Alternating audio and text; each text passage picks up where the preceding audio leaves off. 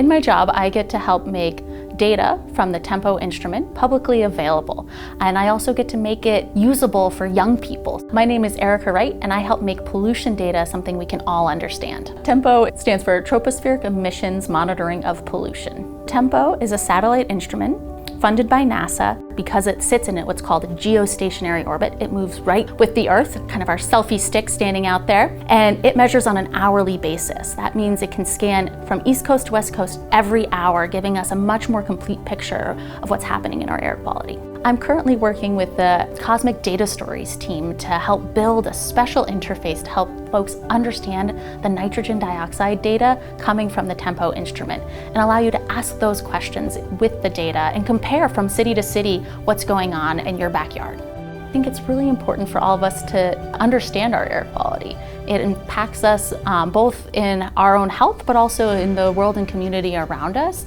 And helping young people who have their very own important questions about air quality have access is so critical to our future.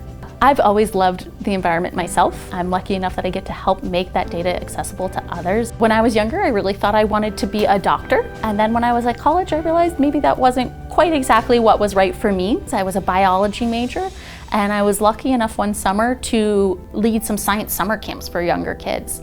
And that ability to help young people explore their own passion for science was such an inspiring moment for me that I then went on to work in science museums for a period, including the Smithsonian's Natural History Museum. And then luckily enough found this amazing job where I get to connect both my love for inspiring others and real scientific work and engaging with real data together. I love the challenge of thinking about how we can make this data accessible. It's so complicated. Tempo is actually what we call terabytes worth of data, and there's so many different types of it. And so to be able to ask your own questions when you're just learning about air quality is really complicated. And so I love thinking about how those interfaces work so that somebody just dipping their toe in and asking their first question won't be overwhelmed. So I'm building data interfaces that allow you to ask your very own questions of this data and actually look for your own answers.